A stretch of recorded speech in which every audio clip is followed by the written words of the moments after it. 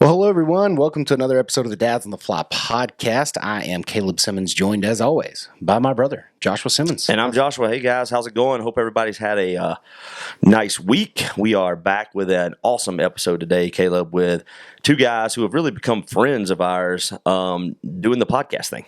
Yeah, we're excited today to have on our show Mr. Brad Hill and Bryan Gill from the Storied Outdoors podcast. It's a podcast. I love their intro. It's a podcast somewhere between Lewis and Tolkien and Lewis and Clark. And they share a lot of amazing stories on their show, and excited to have them on with us today. Yeah, I joked with them in this episode that they're a much more professional operation than we are. But it was such a joy to have those guys on, hear their story, hear how their friendship and their podcast has just brought them even closer together. And so excited to tell that story. And, you know, they were gracious enough. We did a little collaboration. So we're going to drop this episode. And then on this Wednesday, they will be dropping their episode with us. Yeah, it was cool. We kind of split back and forth. We interviewed them for our show, and then they interviewed us for theirs. It was cool being on both sides of the mic.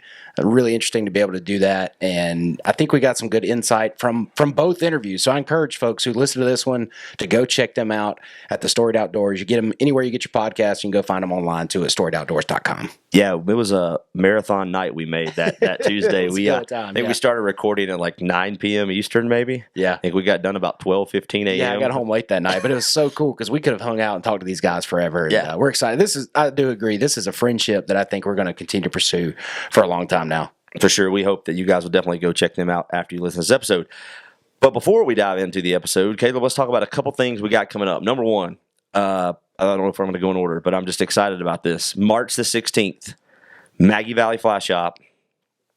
What did we say? 6 p.m., 7 Yeah, p.m.? 6 p.m. I don't remember what time we said now. 6 p.m. We're going to get together. We ask if you guys would just come hang out with us for a little while. And then around 6:45, 7 o'clock, we are going to interview for the podcast Mr. Jerry Yates. And we just had this idea to do a couple of live events this year. I think it might be cool. We're going to have some drinks from Frog Level Brewing. And we're also going to have some non-alcoholic drinks, if that's your thing too, just to hang out with us that evening. And it should be a fun time. Yeah, it's going to be great. We're going to do a live show, get to talk to Jerry all about Frog's Fanny, this awesome stuff that he created. If you don't know, Frog's Fanny is this really cool floatant that a lot of people use on their flies, and there's an amazing science behind it. And Jerry's a phenomenal casting instructor. He's been fly fishing for a long time. He's got a really cool story. So I think it's going to be a lot of fun to do that interview live with some people. We might even do some Q&A that we share on the podcast as well, and it's going to be a good time. So encourage everyone that wants to come hang out with us, 6 o'clock on March the 16th at Maggie Valley Fly Shop. We're going to have some drinks, like you said, from Frog Level Brewing will be there, and we're just going to hang out and get a chance to hang out with our community, this community that we've been able to build, and so I'm excited about that. Maggie Valley Fly Shop is such a great place to come just hang out, and you know they have the coffee bar there too, so there's always a cup of coffee if that's your thing. Coffee if you need that. So that's going on, and anything else we got coming up, man? Man, just some more stuff in the future. You know, the Dads on the Fly Father-Son weekend's getting close in April. It's filled up, but we can't wait for what is going to happen through that event. And you got something else? One spot left for the Albie trip in October. Yeah, we got one spot. If you're if you're a dad on the fly, and if you're a mom listening, it'd be a great gift. Valentine's Day is coming, like this week. No, it's tomorrow. Yeah, it's tomorrow. Great gift, maybe a birthday coming up, something like that. We'd love to have your father, your husband, come fish with us for a few days in beautiful Morehead City, North Carolina, with Tyler and Drumroll Charters. So still got one spot available for that trip, and I can't wait to do that this coming fall as well. The weather's going to be warm this week. Hope to get out and do some fishing, man. Yeah, it needs to happen. I'm itching. It's about that time. It is that time. I am ready for spring. We've had some nasty weather here today, and I am ready to get on the water. Yeah, so my kids are a little upset about no snow. Yeah. I will say in this episode, man, we really talk about just the joy and the health of being outside. Yeah. And this past week, just wanted to throw this in there before we get this episode started. Started running with my kids. Oh, cool. So me and my kids just started right here on our street. It's like 5 up and downs on our one little dead end street here, makes a mile. And I kind of had to talk them into doing it the first day, but then they really got into it. Now they want to do it like every day when we come home from school. So just the joy of being outside. I can't overstate that. And we talk about that a lot in this episode. So really looking forward to this. Anything else you want to say to folks? Guys, we really appreciate, I do want to say this. I got a couple messages this week from people who've heard the show either through our episode with Tom Rosenbauer on the Orvis Fly Fishing Podcast, or just kind of found us in other ways. And we really appreciate those guys. Just send those comments in, email us. We try to get back to them within a day or so. But if you haven't, it really helps us so much. Just get out there and tell people about the show if you enjoy it, and leave us a rating and review wherever you do that. We've gotten some great ratings and reviews lately too, and I just really appreciate all you guys for doing that. And we are just really, really excited about the spring and what the summer's going to have in store. Yeah, it's going to be really great. Those messages, they mean the world to us. They really do. Every time we get one, like an email or something from a dad who's found us for the first time, and we had a guy this week send us a message saying how much our show has really encouraged him to be more intentional with his kid, getting him in the water. So that was really special to me. I read an email. The guy was holding his newborn daughter in the hospital. Yeah. Sent us a message. Hey, I got a daughter now too. Like, it's too awesome. Just thank you guys for doing that. It really means everything to us, and it's kind of become really another reason why we do this. Yeah, absolutely. Well, we are really excited about all things coming up, Dads on the Fly, and just thank everyone. If you've got questions about any of them, make sure to reach out to us. Instagram's a great way. But also, if you want to hear more about our events, we also have a new email list. We're trying to send out emails every week with updates about the show, updates about some more events. Best place to get on that email list is to go to our website, dadsonthefly.com, and you can sign up for the email list right there on the main page. There's a place to subscribe for that. We'd love to just send you updates and let you know about everything going on with the show and any events to come hang out with us as well. Yeah, we got a couple events we haven't even gotten full permission yet to do, but we hope we're going to be at. When you say permission, you mean permission from our wives. We just got to check the calendar. That's right. But we got a couple more coming out. That'll probably be in that next email. So yeah, that's great. Yeah, I want to get on that. Well, awesome. Well, let's dive in now, Joshua, to our conversation again. So excited to have Brad Hill and Bryan Gill from the Storied Outdoors. Love their show. The way they tell stories is amazing, and really their passion for finding the stories and being outside and how those stories really do change us, I think, is really great. So let's dive into our conversation now with Mr. Brad Hill and Bryan Gill from the Storied Outdoors.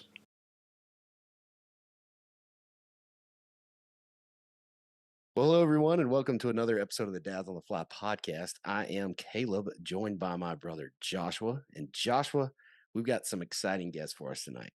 Oh, man, I'm so excited to have these guys. This is an episode that I've been wanting to do for quite some time. And just to let everyone know, what we've done is we've just kind of flipped it tonight. We were very honored to be on their show. And now we're just turning it around and recording on our part of things so they can be on our show. And it's a marathon night here, but I'm enjoying the heck out of it, man. I'm telling you. Yeah, we do. We love to talk and we love telling stories. And so we want to welcome to the podcast Mr. Brad Hill and Mr. Bryan Gill from the Storied Outdoors. Brad, Bryan, thank you guys for joining us. Man, thanks for having us. Man, this is the only thing that could make this better is if we were all in the same room. Oh, yes. We're in 3 different parts of the Southeast right now. Yeah, we're going to have to remedy that soon. Maybe we can do a live show and have to have some fishing done before. That'd be cool. Yeah. Those, Yeah. Totally make that we happen. get one of those white whale guests we're talking about and just interview them for both shows and just bring them. That'd be sweet, man. I Or like we what could you just guys do- think. Or we could just do one right on Brad's boat, just out there on the Come on boat. down. set up that Come on equipment down and to the get it marsh, down, man. baby. Brad, don't you like the way that Joshua just invites himself? Like he Come just on kinda down. interjects himself in Yeah. there. Well, Brian, know, there- Brian you said guys that need to earlier come- that the boat's there. Yeah, I need to come to Alabama and catch a red eye, and then we'll go down and catch a red fish. Put you on Sound- redfish. Plan. Sounds like a great idea. Well, for those of our listeners who aren't sure, we talked about this on our interview with you guys. I know we have a lot of listeners that listen to your show as well, the Storied Outdoors.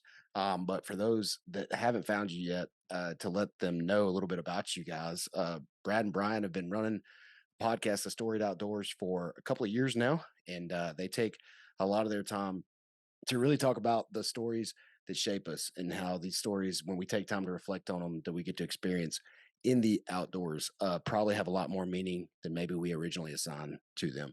And so, love your guys' just kind of emphasis and what you focus on with your podcast and with your show, to the guests that you talk to. And I'm really grateful you're in the podcast space because I have really come to appreciate your show.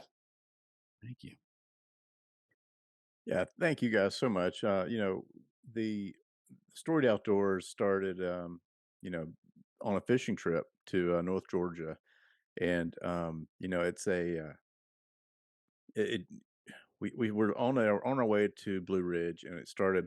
We're listening to John Girach tell some of his fishing stories, and he's kind of one of those guys who's legendary. The same conversation as like Tom Rosenbauer that you guys have had on, and we started thinking about these stories that they're telling, and they were all about fishing and all about the outdoors. And we were like, you know what, we don't have as many fishing stories, but we do have a lot of stories about the outdoors. And we also, Brad's in ministry. I've been trained in ministry. I've got a couple of ministry degrees, and just felt like that's something that's part of our life. And so bringing this faith aspect into reflecting on the outdoors, and we were like, well, what can we call this thing? And threw around a few names, and the Storied Outdoors stuck. And it came. We love the writing, we love the outdoors, and we love the telling the story aspect of it. And we called it a podcast somewhere between Lewis and Tolkien and Lewis and Clark. I love it. Which That's what. I Yes, love. That's what drew me to it. Joshua actually introduced me to your show the first time. as I do a lot of good As he things, does bring most to you. things. Yes. Yeah. And when I popped the first episode that I listened to. I can't remember which one it was, but I heard that in the intro. A podcast between Lewis and Tolkien and Lewis and Clark, and I was like, sold, got me. Like all things that I love. So oh man, one of my favorite episodes was the Tolkien guy that you had on. Oh gosh, what was it? Marcos. Yes, Yeah. yes. Like I geeked out, nerded out to his stuff because I'm a huge Lord of the Rings fan. So That's the fastest 45 minutes in podcast. It was. You're right. Yeah. That was the most difficult edit because my man did Oh, I not take can't a, he did imagine. not take Oh, a no, he breath. didn't take a breath, Mm. but I was just sitting there. I was relishing in it because I just loved it. So Yeah. Here's what I appreciate about the show that you guys do, and I know we're going to talk about your fishing here in a minute, but we're just kind of go down this for a minute. They're the first podcast I've ever listened to that they have great interviews, but then every now and then you get this essay, and it's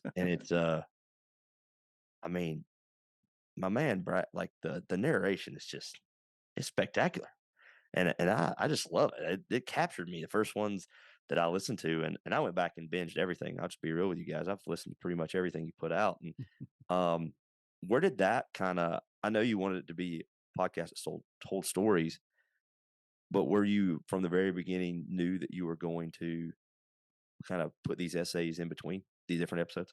Yeah, that was definitely something that, I mean, we were inspired by an audio book of essays that Girach had written, beautifully written. I mean, he's a masterful storyteller, and there are bits and pieces of reflection, and he riffs on things as he tells his stories, and he's very pithy and funny and sarcastic, and it made us laugh, but got us in the frame of mind to really go fishing, and it was incredible. And so we knew, Brian's a writer and spends a lot of time writing, and we knew that we wanted that to be part of what we were doing. And so we came to that idea of what if um, we alternated stories and interviews and give us some balance. And when he first told me this, this sort of tagline of somewhere between Lewis and Tolkien and Lewis and Clark, I was like, hold up, man, He's like, those are some big names. that's that is a lofty, lofty bar that maybe you can aspire to write that, but that's writing is definitely my weak point for me. And that's the point. Brian's definitely helping me grow in, and he edits. And if my essays are good, they're because of Brian's editing hands, and we work together and bring these stories. And it's really a team effort, and so it's so much fun. And I'm definitely stretched in that area as we write stories. And ultimately, the impetus for us of our purpose was, if no one ever listens to this but our children, then we've succeeded. Because both of us had experienced the loss of our dads, and all of a sudden we realized that I wish I had my dad's stories written down. I wish I had my dad's stories recorded, to go back and to hear him. So if these no one ever listens but our children, we would have been a success, because they'd have a treasure trove of stories of their dads, of us reflecting on our experiences, our failures, things that we've learned, things that the Lord has sharpened and changed us and challenged us, and conversations with interesting people doing the same thing. then they would have a treasure to go back and binge and listen to, and something that would encourage them long after that we're here. So a big point of legacy and hope for us is that, and it's far surpassed that, and we've been so fortunate and having so much fun. We love what this thing that we're doing, this podcasting. Because I seriously, I asked the questions like, do we need another podcast? There are lots and There's a lots of bunch. podcasts out there. So let's be very intentional about what we're trying to do and find out if anyone else is doing that. And then if no one else is doing that, then I'm on board. Mm. And we didn't find anything. Yeah, and the whole thing about Brad, he really does. He's a musician.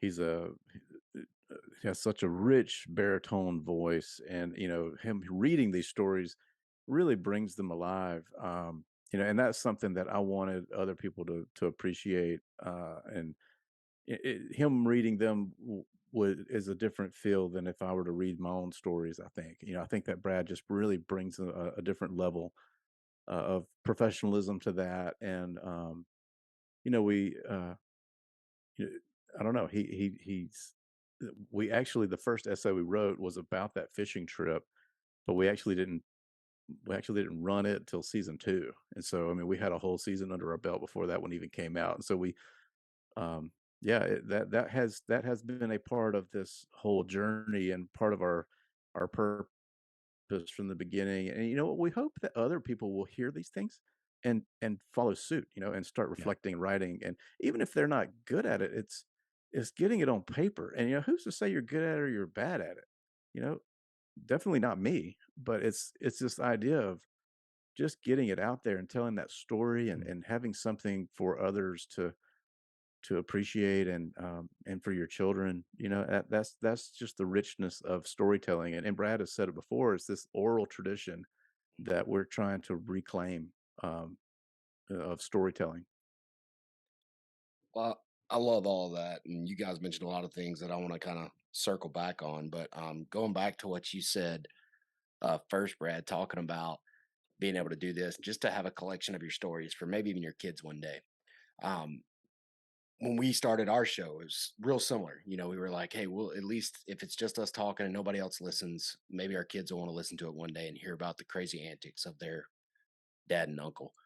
Exactly. But Yeah, there he was was mentioning that. I'm just hoping, like, I guess these things live on Apple Podcasts forever. well, we've Well, got them. you've got So them. Okay, I don't know if he we've has them got or them not. on I don't know where they podcasts. go. I just talk, and he makes sure it gets where it's supposed to go. So kind But of like, you were saying, you know, when you were talking about that, it reminded me so much. One of our favorite things to do with our own dad is to just sit around and listen to stories. And we've probably heard the same Mm. stories dozens of times, but we want to hear them And again. it doesn't Right. matter. It It doesn't doesn't matter. matter. And, like Yeah. we have a big family reunion coming up with our big extended family in North Carolina here this summer.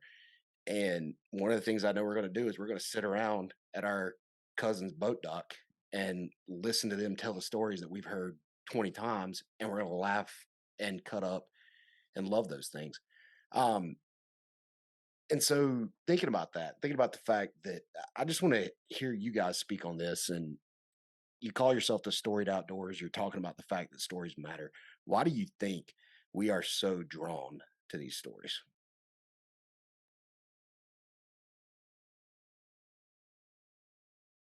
I think about that, and I think about, you know, we actually recently had a very similar conversation with a guest that will be on our podcast about, you know, um, I think we are able to digest information, and maybe explain experiences to ourselves and kind of unpack what happened through stories. Um, Jesus told stories to make a grander point, parables, and just examples. Pastors use illustrations to illustrate a passage of scripture. I think it really helps us to process things. I know for me, these stories really have helped. It's been almost like a therapy session every time I sit down to write an essay, and I'm talking about my dad, or I'm talking about my children, I'm talking about whatever it is. It's to really unpack these events, but not only that, but okay, what is the meaning behind these events? not to over spiritualize something, but to also just kind of say, okay, well, God, what did you teach me through that? Um, what what did I learn through this situation? Did I Mhm. learn to be a better dad? Did I learn to be a better fisherman? Um, Still a long way to go on that one, but these these stories Me and you really both, do brother. help. They do help process things. Yeah, I mean,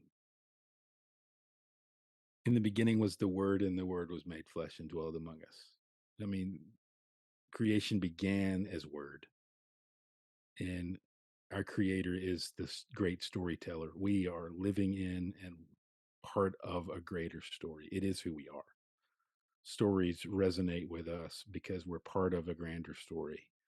Stories resonate with us because he's writing a story, and that's how we learn. I mean, it's true, Brian. You're right. We learn through metaphor and parable, and it makes sense when it's told to us in a story, when we can step out of ourselves and look at something in front of us and then go, oh yeah, well that makes total sense to me. I'm much more of a visual learner that way. If you tell me a reason, in school, when I was in school as a kid, I'd go, why is this important? So if somebody took me and said, well, here's a scenario where this math would help you, well then I'm way more apt to go, okay, well it makes sense, there's a reason behind it. It's not for, it's not a waste of time. It has purpose. So when we have story, we can go, oh, that had purpose. Mm, Even our suffering has purpose, mm, in the kingdom. And so when we're able to tell it in a story, we can go, oh, that's what you were up to. That's why, this happened that led to this, and it taught me this and helped me get through this. So we need story.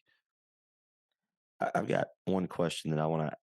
I guess I'll give it to Brad. You can go first, maybe, and let. But I think we forgot to mention, or I would like for our listeners to be able to hear the story of we're brothers, so we had no choice but to kind of be together.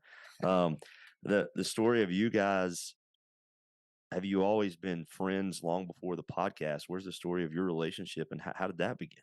Oh man, yeah, we've been friends for a long time. It's a good story. We grew up on we're not far off the same road. I just realized mhm, that, Brian. I lived in Monroeville, Alabama, which is a mhm. small town in Alabama, and through Monroeville runs Highway 84. Now, for those of you that don't know, a lot of times you may not know, roads that go east and west are even numbers, and that go north and south are odd numbers. 84 runs east and west across the lower part of the United States, and it ran right through where Brian grew up, and close to Bruton, Alabama. And then you ended up living in another part of Alabama as well. But Mhm. Brian was preaching at a youth camp called World Changers, which we've talked about before. That's a commonality with you guys. And I was leading worship for that camp many years ago, more years than I think we probably want to talk about. We were a 20. lot younger, a lot thinner, They say and 20, I think. yeah, it was 20. funny. Yeah, it was a hot minute, but we became fast friends and remained friends all that time. And man, it was one of those things where we ended up, we didn't fish together or anything like that for a long time, and then all of a sudden it was like, hey, you want to go fishing together? And we started doing some things together and hanging out more together. We went up to Hutchmoot, which is a conference that we're both really love. Andrew Peterson and the guys at the Rabbit Ring put it on in Nashville, and he and I went to that, and that was really one of the catalysts for the podcast too. It was a reigniting of creativity for both of us as writers and creators, and Yeah, that was that something that, predated the fishing trip that sparked the mm, podcast. So yeah. yeah, it got our wheels turning in a creative way. But yeah, we've been friends for a very long time. Preached a bunch of those camps and events together, and I led worship, and we spent a good summer together. That was that ignited our friendship. I sang in Brian's wedding, and Yeah. we've been friends, really, really good friends for a long time. Any other spin there, Brian? Did he leave anything out? Did he miss anything from? Man, no, I mean that's really, yeah, and it's one of those friendships that just kind of happen, when you're sleeping on the gym floors or in libraries and high Yes, schools, sir. or Yeah. It's a World galvanizing changers. Yes. experience. We could do you an bond. episode You're like, just on world changer Yeah, trips we between probably the could four of us just for once. sure. oh, And I the can, lessons you learned, the stories you can tell oh from my that for gosh. sure. Or that shouldn't be told. There you go. Yeah. I look back on some of those times and sermons, and I just think, gosh, thank you, Lord, for not striking me down, and like, thank you for your grace because that was terrible. Hey, thank you, Lord. There wasn't social media back then. Yeah. You aren't Yeah, kidding.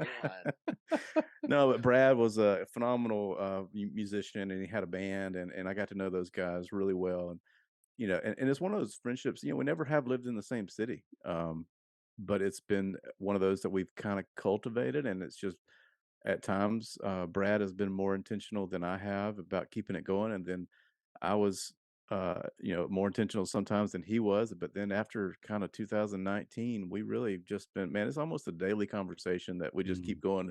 And it's so funny. It's one of those things that's like we have a conversation going on in Instagram direct message, but we also have a text message going, and those are not the same conversations. So if you ever crisscross them, it's like, what in the world? What What are you just doing? happened What are here? you talking about? What are you Did you what are see you that talking thing about? I sent you? Send me the thing in the thing. That is But great. yeah, it's been a fun thing. It's I don't have a whole lot of friendships that have been 20 years or more, and Brad's one of them. That's really special. Yeah, and I mean the way you guys got connected and then being able to stick together that long. And one of the things, this love for story, this love for the outdoors is obviously a catalyst for your relationship. Um, our podcast is all about fly fishing. That's what we talk a lot about. And you guys love to do that. But I'm going to be honest, you're in Alabama. And all I could think of is when the first time I ever listened to your podcast, and Josh was sending it to me, it was one of your fly fishing episodes. You had somebody talking about fly fishing, and I was like, "What is there to fly fish for in Alabama? Like, where does that even happen?" And I have learned through your podcast a lot about fly fishing over there. So, how did you guys? I want to hear that story. How did you guys find fly fishing for the first I went up to North Carolina. There you go. No, I mean, I'm serious, man. Yeah. Me and a group of guys, we have been hanging out for, we would do a guys trip every year. And one, my friend Andy, he and I have been doing this for years, and he was like, "Hey, why don't we try fly fishing?" And so we went up to Bryson City, and we were on the Tuckasegee, Yeah. and man, Fontana Guides, they put us on some trout. They gave us waders, they gave us um, they gave us the gear and all this stuff. And and I caught a trout, and I was like, this thing was like 5 inches long, and I was like, oh my gosh, this is amazing. I think it was actually a chub. Um, so I'm like, this is amazing. These fish have horns. Um, and so I think I ended up catching some more rainbows in that little same little hole. But from there, I was like, you know what, this is pretty cool. And I started kind of getting into it, and every time I would fly fish, I would go up to. And we have a friend that lives in Scottsboro. His name is Ben, and we would go up on the Elk River in Tennessee. And then, anytime I'd get a chance to go up to the mountains, I would do it. And then I started kind of getting into this culture of fly fishing with Alabama guys, and it's like, oh, wait a second, there's fish here that we can catch on a fly. And and just, man, one after another, just learning from these guys like you were talking about earlier. We're constantly learning. There are so many amazing fly tires and fishermen here in the state, um, a- and they catch tons of amazing fish, and I'm just constantly learning from them. But once you start to catch, fish like bass that I caught all my life. I caught, you start catching those on a fly, and it's like, oh wow, that pound and a half, 2 pound bass feels a little bit different on a three weight. Oh yeah. Oh yeah, that's fun stuff right there. That's a lot of fun. That pulled my kayak around a little bit. For me, it's very almost cliche. I was in college at the University of Mobile, small Baptist college down in Mobile, and I went to school there. Got a bachelor's of Christian studies. I was one of those guys that was not a worship leadership major because we didn't have that, but that was something that I wanted to do. So I wanted to learn how to study the Bible. And so I'm down there, and University of Mobile is right here in the north part of Mobile County, and big piece of property that the school sits on that was donated to the school, and a lot of woods. But right behind the school is still the Chickasaw Creek that flows. all the way down into the north part of Mobile Bay. And so lots of water, but this was like within walking distance of my little dorm. I was an RA too. We talked about that on our episode. I was an RA on campus there. Times. But people, fly fishermen will bash it sometimes, but I watched a river runs through it and was captivated by Norman McLean's writing. Deeply moved by the story. Is such a sad story of a brother trying to help another brother, and the thing they had in common was fly fishing. They had a Presbyterian pastor for a dad, and I was captivated by that story, and it was so beautiful to watch what they were doing. There was an art to it. It wasn't it wasn't throwing a spinnerbait as far as you could and ripping it. Like, there's nothing wrong with that, but there was an art to this that was different to me. It was very, very appealing.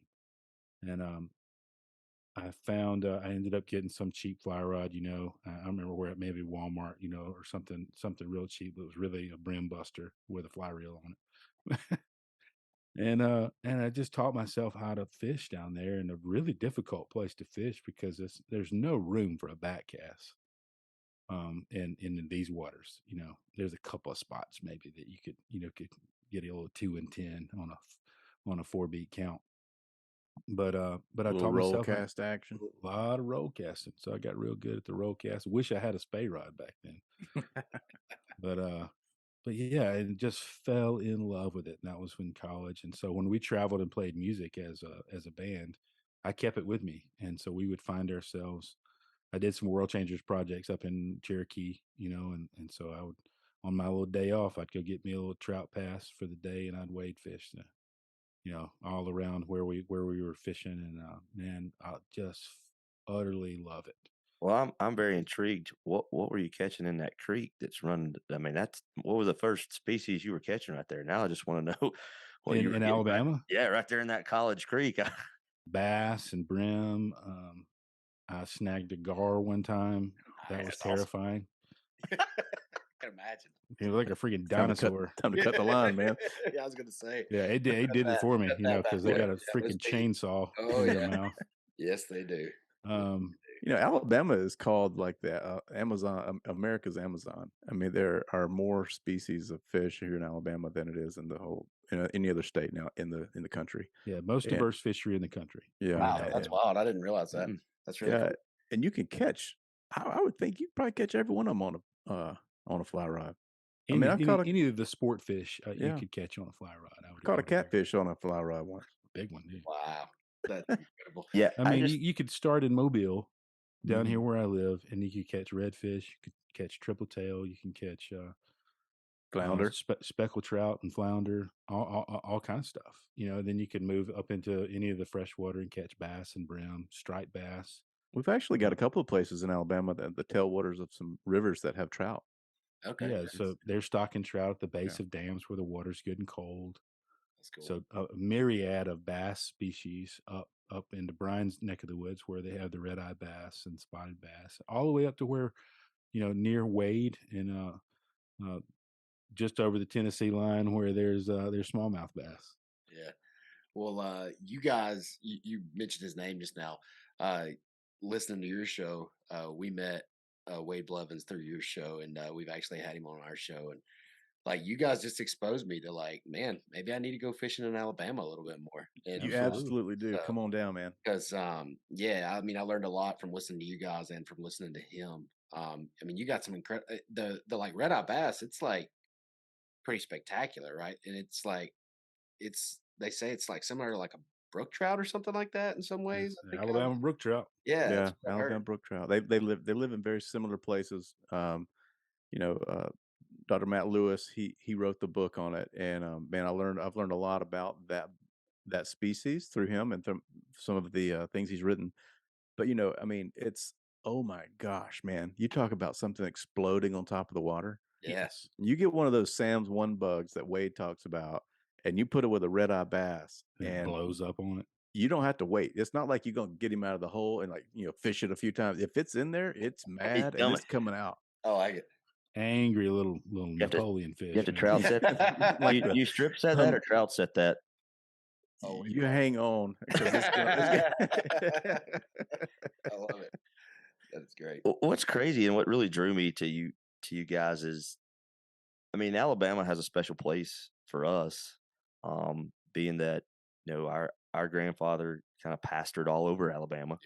Yeah. Um, our mom and dad have spent some time in different parts of Alabama. My mom grew up all over Alabama as a preacher's kid, and hearing you have an early essay. I'm pretty sure, Brian. You may correct me if I'm wrong about There's some stories about Lake Gunnersville Mhm. that I've heard through your show, and I could remember my grandfather taking me at a young age out on his boat on Lake Gunnersville Mhm. from Albertville, and was immediately just connected to what you guys do even more as I began to listen, and just the way that you intermingle the two, and that's what I would tell folks to check out your show, because our show is, it always has something to do with fly fishing, but you've also had some just amazing shows that deal with other parts of the outdoors. Yeah. Um, Mhm. you retelling about your family's vacation recently, and some of the bike rides and things like that really really hit home, and One they of have a great story. one of my favorite stories that you guys have had on was your couple that rode out the hurricane in a sailboat. Oh my gosh, Yeah. the snow Yeah, they groves. Oh yeah, my Jamie and gosh, Morgan, they man. went, they went to my church for a long time. They just moved, but yeah, that was terrible. I mean, it was terrifying because I knew where they were because we were Yeah. keeping up with them, and so like he sent me a pin as to where where they were. They were in Ingram's Bayou, and I'm watching that thing, and I'm like, oh my goodness, man! They thought they were running away from the storm, and they ran to it. Straight into it. Yeah, I mean, but just hearing that story just captivated me. And then the way you guys approach it and being able to draw different parts out of the story and then being able to reflect on how that whole moment kind of changed them. Like that's what I love about your guys' show. Like Well, you do a really good I, job. I told Caleb when I first started listening, I was like, look, these guys are really good. They're a lot probably more professional and more organized than we are when we were starting our show. I said, so listen to this show. Maybe we could get a few tips on how to Yeah, make our show better you guys for definitely sure. did. You tell the story in such a cool way through your interviews or through your essays. Um, but I wanted to ask you, because you asked us the same question. How do you go about finding these stories? Some of these guests that you get on, we kind of have we're looking for fly fishermen, we're looking for fathers, but you guys go so many different places. Mhm. How do you go about doing that? They're yeah, you know, Brian said in the when he coined his our podcast, somewhere between Lewis and Tolkien and Lewis and Clark, which is sort of this vague space of we can tell fictional stories and talk to authors who write books. Um, and especially books like a Tolkien or a Lewis, and anything in that sort of world that uses a fantasy but also tells a story. So much of Lewis's writings are allegorical and really helpful to help us to understand deeper, certainly very deep theological points, and understand God's word better. But then there are experiences that are incredible that we come across, and people that and there was a quote that we found. I think it was a Tolkien quote. Is that right, Brian? That Yeah, was the some. untold story. Yeah, let me see if I can find it here if I remember it. Yeah, let's see. Um, there is something. There are stories that Is it the that are one? told. Is it the one on your website? I was looking at a minute ago. A story must Yep. be told, or there'll be no story. It is the uh, untold stories that are most That's it. moving. That's right. Yeah, love that. And so I'm often looking for what are untold stories? What are stories that people haven't heard, like the snow groves? I mean, who would know the snow groves? I mean, Yeah, I they're know not them. they're not They go to our church. influencers. They're not Yeah, this famous couple, right. but what an incredible story. I mean, and that's what Brad's talking about. That's what we look for. And a lot of these people are friends of ours. Mhm. I mean, there's some famous people that we wouldn't call them our friends, but it's also like, you know, most of them are. Yeah, Most of them have really great stories that are just people who in your church or who you work with, or it's like those stories matter too, just as much as the ones who get all the press of the New York Times bestsellers. Yeah, and I you're mean, giving some of those are the best stories. yeah, you're Yeah. giving them a voice for sure. Yeah. I mean, I think about Courtney, Yeah. Courtney Munson, and you know, I mean, gosh, she ran 100 miles. Yeah. And what was interesting is, sort of behind the curtain, after the initial recording, I was like, man, I wish we would have gone back and asked her this, a particular question. And so we asked her, would she willing to come back on and talk one more time? I wanted to double click on something. And it was really like, why did you learn there was so much more in the race that she did not finish, Mm, not the one that she did. And it was sort of in the failure that the greater lesson was. yeah. That was the one you remembered more. It wasn't the victory. It wasn't the one she finished. Ultimately, like, it was cool that it led to her finishing, but the best stuff was not the victory. The best stuff was the failure. She had to pull out at mile 80 for, oh my gosh, like, to stop at mile 80. But Mm, that was phenomenal. But no one really knows Courtney. mm, We do. We knew that. We knew that she did that. So it was really cool for her to have voice and be able to say, "Here's what I learned. I can do hard things." yeah. And for other people to go, maybe I can do hard things too. And it was really good. Well, the first one we interview that we started with was Courtney, and it was such a great way to really get the ball rolling, is to find those kinds of stories. Like my friend Bart Valley.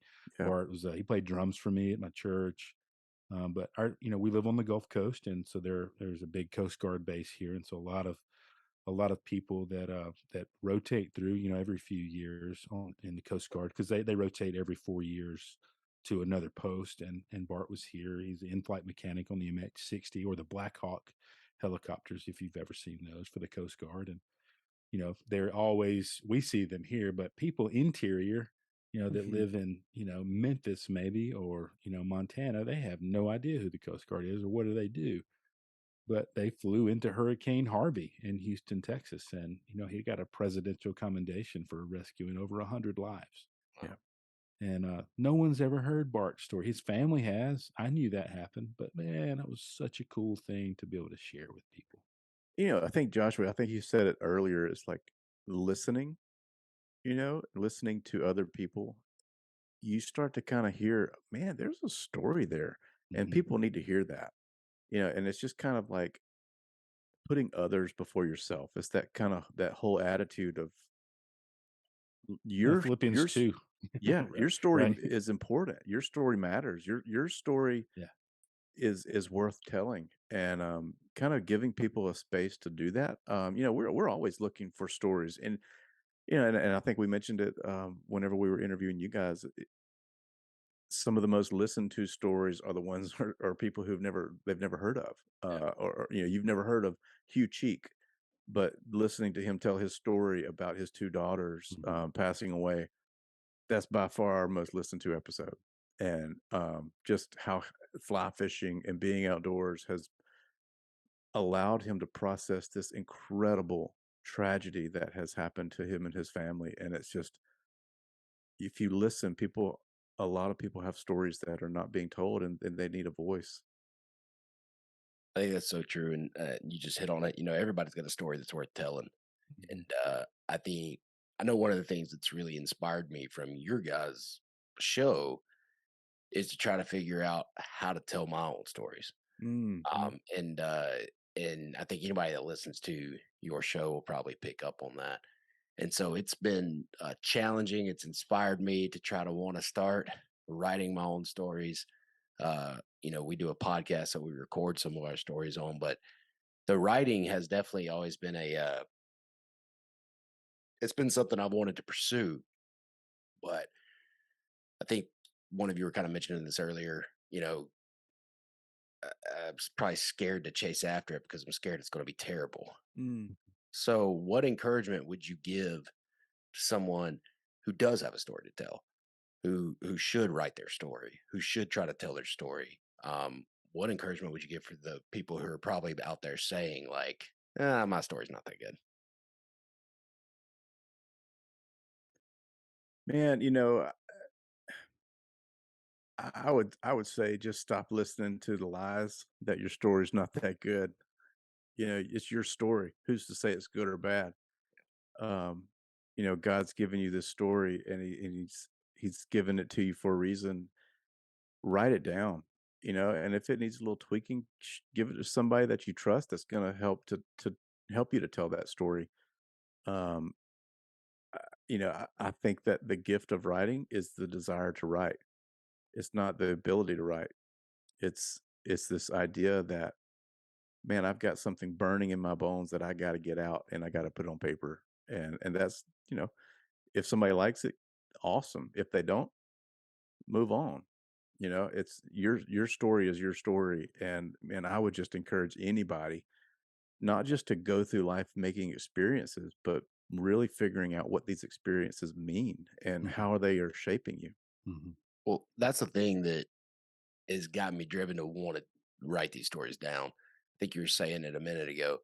Uh, it's almost an act of therapy, like to slow down Mhm. and reflect on, okay, what actually took place and what does that actually mean for my life? Or is there something there? Um, and if we don't ever pause to reflect on these stories or reflect on what's taking place, we miss out on a whole lot. We miss out on a lot of opportunities, in my opinion. And I don't know if you could speak to that or not, or how you've seen that take place, maybe in the people that you've had on your show, um, who have been able to tell their Yeah. stories. And maybe for the first time, been like, wow, this is the first time I've had to pause and actually think about this. Yeah. You know, I love, I listen to a lot of books and I read. I read a lot of books.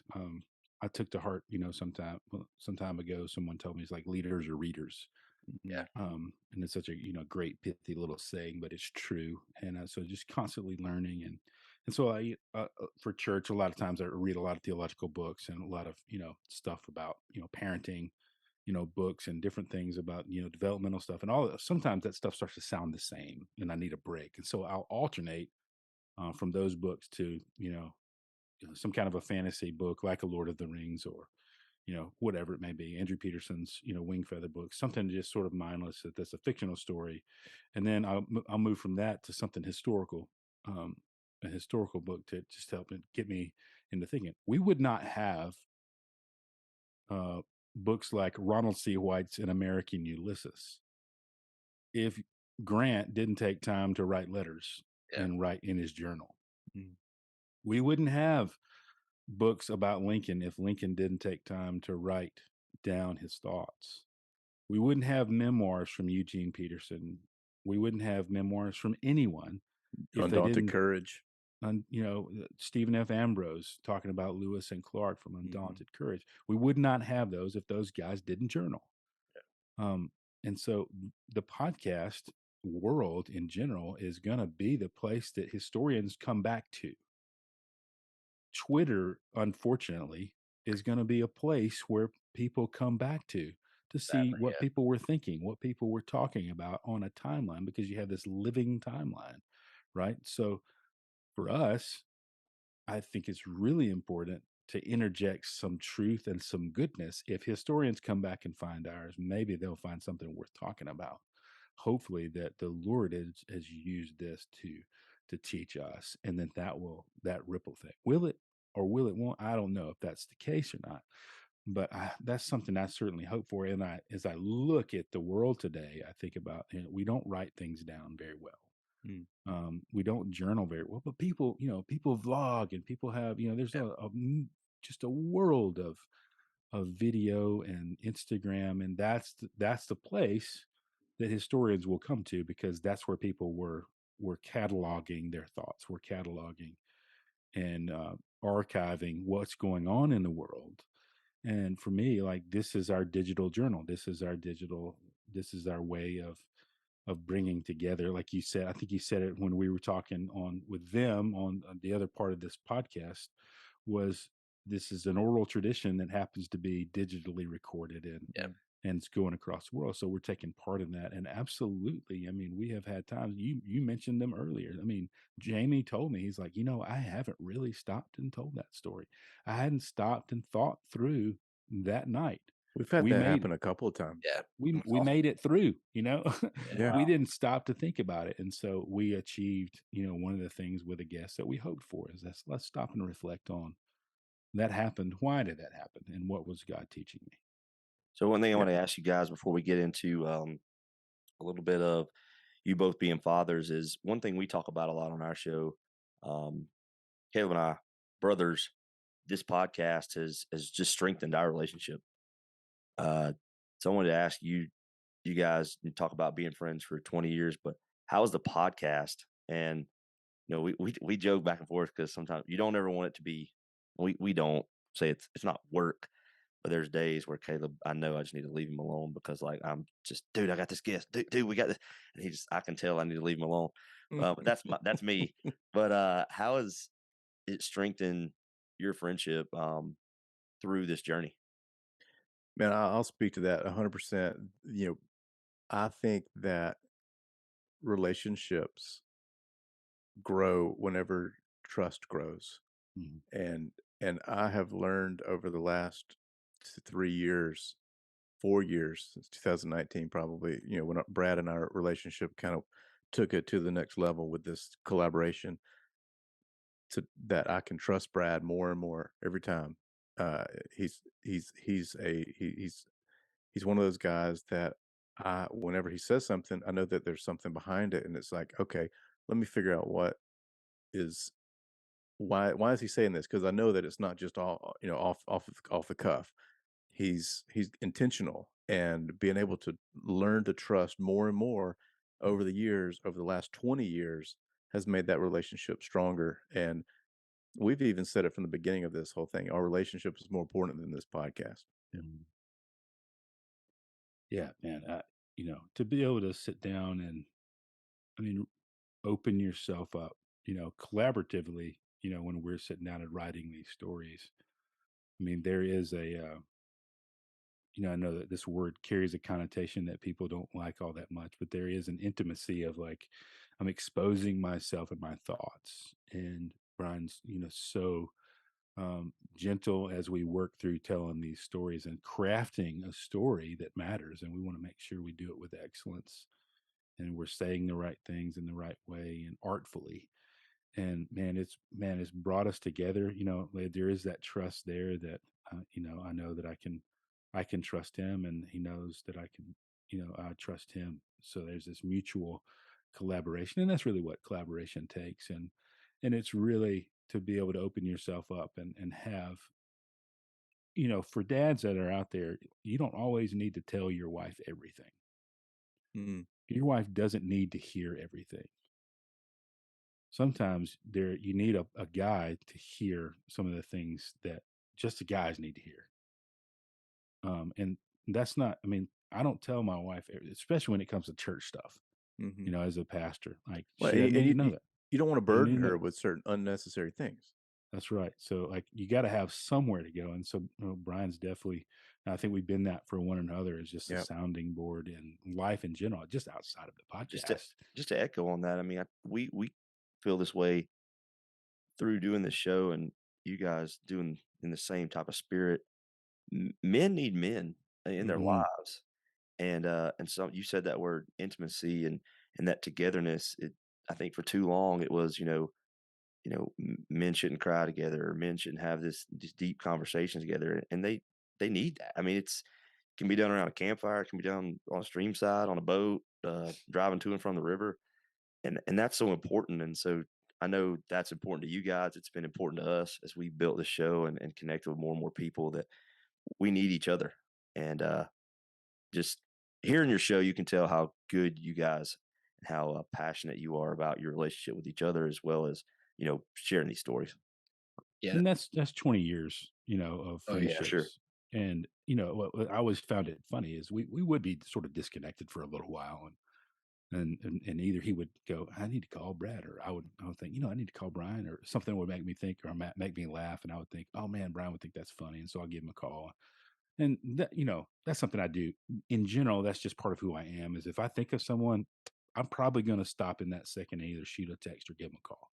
That's just sort of how I'm made up. Pastorally, it serves me well. Yep. Is if I think about someone, I'm just going to call them and go, hey man, I was just thinking about you. How are you doing? What's going on? And every time it was like we just picked up right where we left off Awesome. months ago or whatever, and so like I think part of that, we're kindred spirits, and we became friends quickly and have stayed friends. And so when it serves us very well as a chemistry when it comes to interviewing and knowing where someone's going in a conversation, and picking up, and riffing. And so it's just like musicians that play together all of the time, you start to get this sort of intuition as to what a drummer is about to do, or a drummer picks up, as a leader. As I led worship, I had drummers that they even kind of picked up on my body language as to what we were about to do, if I'm going to repeat a chorus or whatever it may be. And so that's just repetition of time together.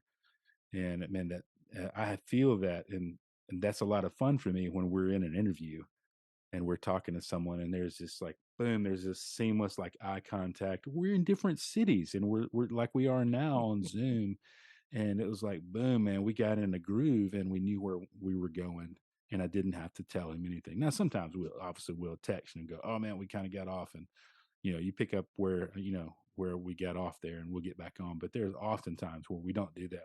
We stop at the end of it, we go, dude, that was so good. And we had a plan, but a lot of it was chemistry, and that was, man, our friendship has grown in that, and it's getting better and better.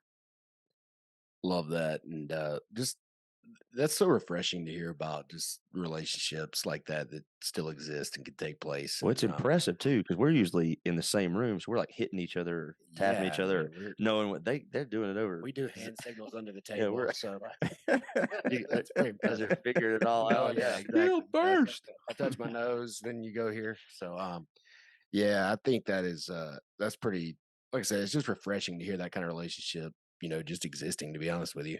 Just that you guys have been friends for that long and that you're able to now enjoy this stuff together. Want to transition now into what we love talking about. You guys are both dads. Um and you're both fly fishermen. They're the perfect guest. They are the They perfect hit all guests. three. You've definitely been a faith. And would love to hear though about your experiences and maybe even some of your stories about getting your kids into these wonderful storied outdoors. Yeah, that's that's so good. I mean, part of my my job is a transition from being a worship leader to this role of family pastor, and walking with families and parents through what does it mean to be the primary disciple or of their home, Yeah. and how do I equip them and empower them. And I've got a family commitment seminar coming up where a bunch of new parents with little newborns, and they all have bags under their eyes, and they're exhausted. And I just get to love on them, and I tell them quickly, out of the gate, I was like, man, the guy, I took the place of a guy um that, man, he was the shortest guy on our staff, but he was a giant. His name was Mark Powell, and Well just a loved. well loved, godly man. And he was our family pastor, and he passed away from esophageal cancer in during COVID, which was terrible. Thanks. Um, it was a really terrible time for all of us, because we went into lockdown and we essentially didn't see him again. And we didn't even get to, we had a funeral months later. It was just, a lot of people experienced that kind of loss. And so we're still kind of growing from that. But when they asked me to do this job, as I was like, I can't be Mark. He's 56 years old. He's got grown kids who all love Jesus and are, he discipled them, and they're great. He's just a sort of model dad, not perfect, but very much a model dad. And I was like, Dave, I'm still figuring this out, man. I mean, I've never had a 12-year-old little girl. I've never done this before. And so I'm quick to tell my parents, it's like, listen, don't look up here and see professional. He's a pastor. He's a professional dad. He's got this all together. It's like, I do not. Um, I'm figuring it out, and I'll walk with you, and I'll share with you where I've messed up. And so that's what we're doing. And that's, as a parent, I'm learning things. I'm reading some things. I've come across a handful of books and go, man, I wish I'd have got that 10 years ago. That'd have been very helpful to know that.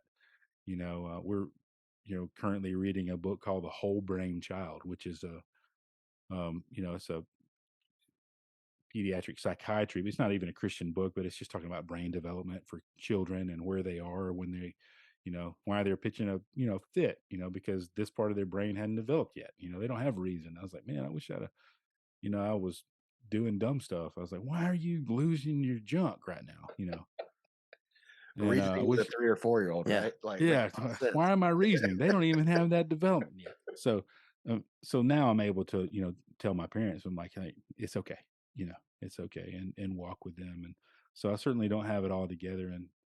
But man, for me, one of the ways I've gotten my kids into the outdoors is every summer we're doing our very best to expose them to one of our great national parks. That's sort of cliche, I think, but I'm okay with that. We Cliche went, for a reason.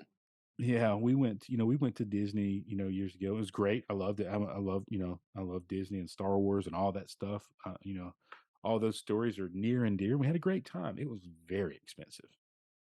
And I was like, man, if we spent that same money, we could go some really cool places that don't have any lines. Not to interrupt you, but my friends are at Disney, and they were telling me what they spent, and my head went to, I can take both of my kids and wife to Belize, and we can like my head went immediately there to Yeah. like bonefish for 4 days. Yeah. So that's kind of, and I did a wedding. If you listen to the podcast, I talked about I got to officiate a wedding in Montana, and my wife got to go with me, and it was there when she saw Glacier National Park. Oh, wow. She's like, "Man, we need to bring our kids here." And so we started small. We got them up to the Smokies, which was an easy trip for us, a car ride trip, that wasn't too terrible. We got to do a little bit of fishing. We didn't have any luck because my son's attention span is not really long enough to really fish just yet, and we had limited time to do that, but we did a lot of hiking and it was great.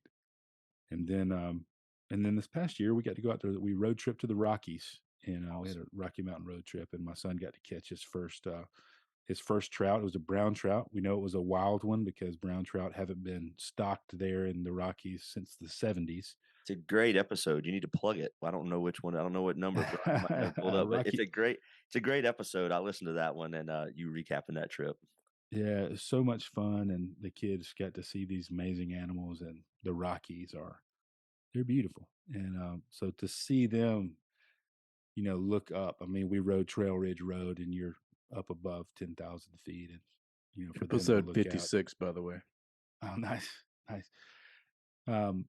To see them have this awe on their face of, oh my goodness, this doesn't even seem real. That was worth it for me. And that's what we want to do. That's what I want to do. Like those are stories that they still tell and they will tell. And yeah, I can't wait for them to tell their version of that, that experience one day and then recall that. But yeah, those are a few of the things that we're doing, that I'm doing anyway. Yeah, and as far as my children go, they're a little younger than Brad's. I have a 6-year-old and a 8-year-old, 6-year-old daughter and 8-year-old son, and I started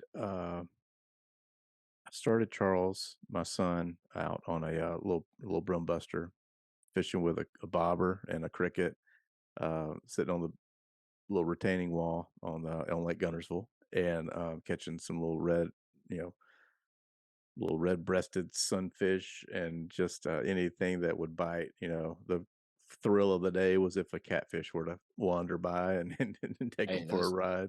those are the gateway drug, right? That's the gateway drug. That's it. That's what Correct. Wade says. You are correct. Have that sticker It's right in so- there somewhere. Have that sticker's right sticker right behind us, around the yeah. corner here. So I've got this little video of Charles.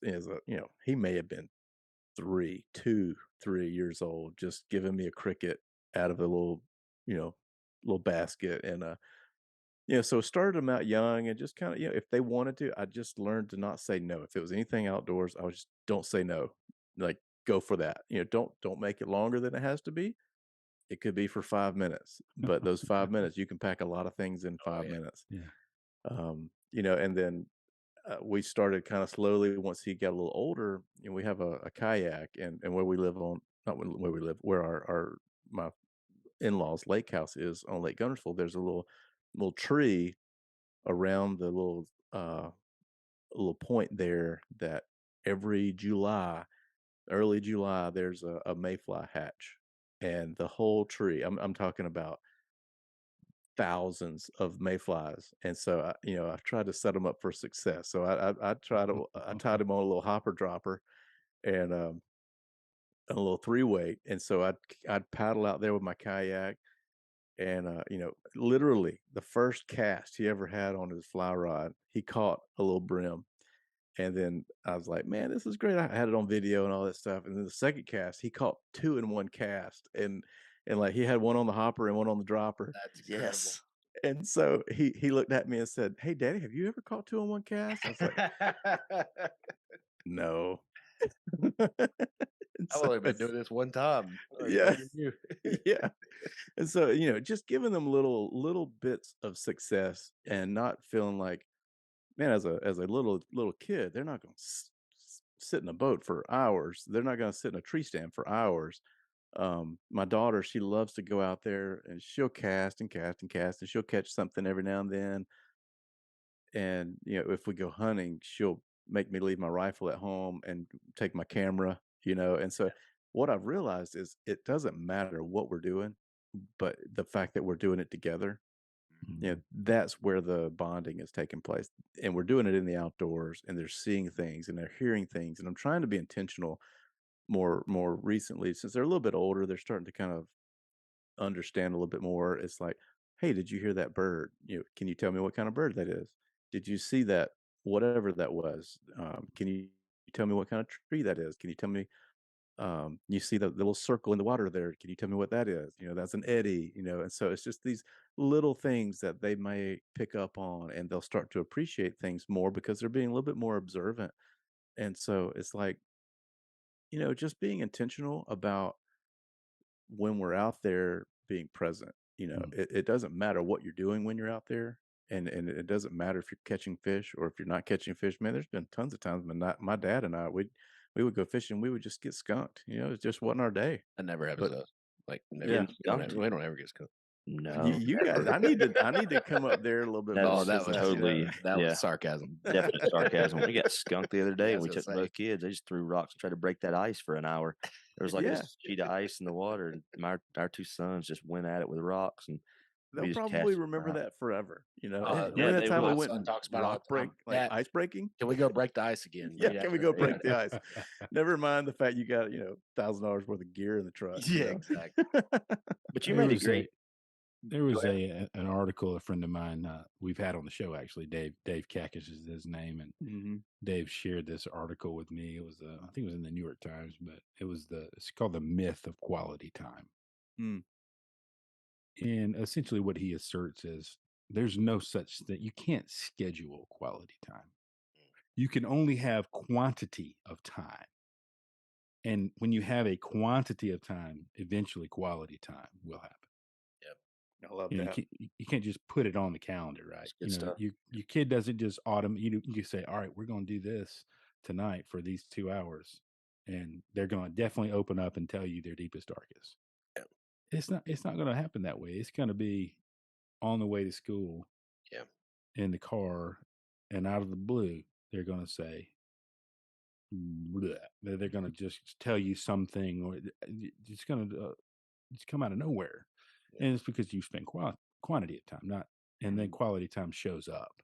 Yeah. And I always think about that as how can we, like you said the key word for me and my parents. One of my elders told me, my buddy Chris Inman. Chris is, man, one of my favorite guys. He's a dear friend of mine. He says, Brad, teach your parents to be present with your families and safe. If you can be a safe place for your kids and present, then you're going to be all right. I was like, that's a pretty good word. Yeah, Good. we talk about that all the time with our parents at our church. It's time over time that matters. It's that consistently showing up over and over and over again, and it kind of goes back to what Brian was saying earlier about like your guys' relationship.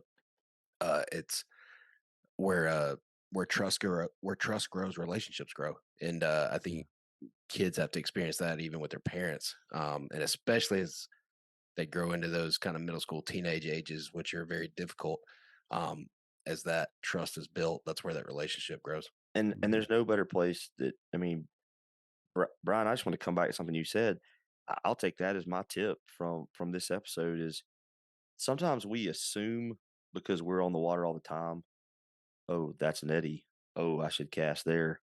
Oh, why are we not waiting in this spot? Because it's more dangerous. Mm. And just I'll think about that, like the knowledge we can give Yep. to our kids when we're out there. I would not have a clue what bird sounded like, but just some even like when we catch a fish, what kind of fish is this? Admiring that fish, taking the time, what does that fish had to go through?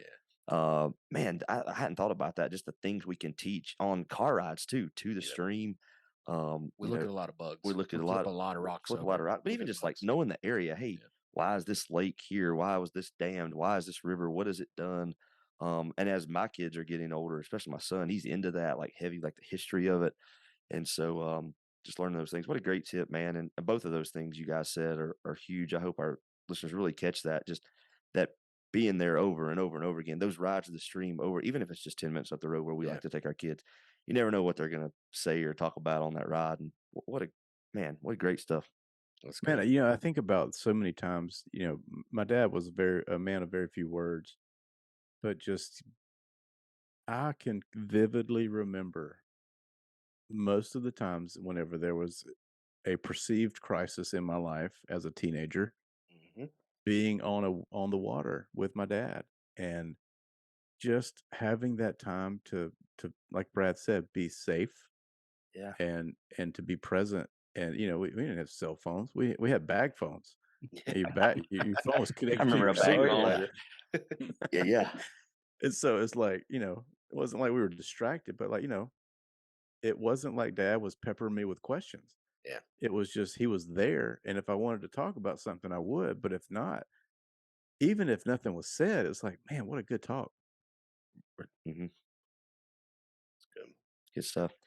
Well, guys, man, we really appreciate this. I feel like we'll probably have to do this again, Yeah, just we'll have to have run a round part 2 two. at some point because we didn't even get into maybe some of your better fish stories, but just hearing your story of how you started your show. And let's make sure and tell our listeners, first of all, guys, I would highly encourage you to go listen to The Storied Outdoors. It can be found on all podcast platforms, The Storied Outdoors. And then also, the best way to get a hold of you guys is through Probably Instagram or our website, thestoriedoutdoors.com. If you want to send us an email, it's thestoriedoutdoors@gmail.com. But most of the time, we spend most of our time on Instagram at the Storied Outdoors and on Facebook. We don't do as much on Facebook, but we do have a presence there, and I keep up with that more than Brad does. Just that's just kind of how it has. Well, it helps to flown. have one. I don't have a Yeah. Facebook, so Yeah. Don't blame you. So yeah, It's but just, we're pretty easy to find, and so yeah, thank you for that, man, and just thank you for allowing us to come on here and tell our stories. We you guys are we haven't met you in person, but I call you friends, and I think that it's one of those things that it's I feel like our relationship, our friendship is just at the beginning. I'd love to maybe put a line in the water sometime. it's going to happen. Yeah, we're gonna have to remedy that part about not being able to meet yet pretty soon. And sounds like we got to go chase some red-eye bass. I think I'm that's kind where of we're. geeking out about that I'm already. telling you, man. That's good. And, Hey, I'm telling you, you think about the hummingbird of bass, and these things come in hot. They are It's just mad. mad. We need to get Yeah. with our man. Was it Stephen Rockets? Right? Doesn't he? Oh, One of Steven, those guys down there. oh my gosh, yeah. I mean, we got Steven, we got Craig, we got Drew, we got Roel. I mean, We can make it happen. we can hook you up. We can hook you up. And Sound- Sounds like we'll have to make it happen soon. Well, Brad, Bryan, I just want to tell you, thanks for what you're doing. Thanks for putting your show out there. I think it is something worth checking out. And I think you were saying earlier, it's nice to know that there's stuff like this that's existing out there in the podcast space. There's a lot of stuff that, hey, tears people down probably more than it builds them up. And I think your show definitely encourages people and builds people up and encourages them to enjoy their stories and to reflect on their stories. I know it has definitely inspired me. So thank you guys for that. Our pleasure. Thank you. Our pleasure, man. And you guys are doing a fantastic job. I love seeing what you all are doing. Keep up the good work. Yeah. Appreciate that, guys. And so this has been Brad Hill and Bryan Gill with the Storied Outdoors. And thank you, everybody, for listening in. Until next time, tight lines.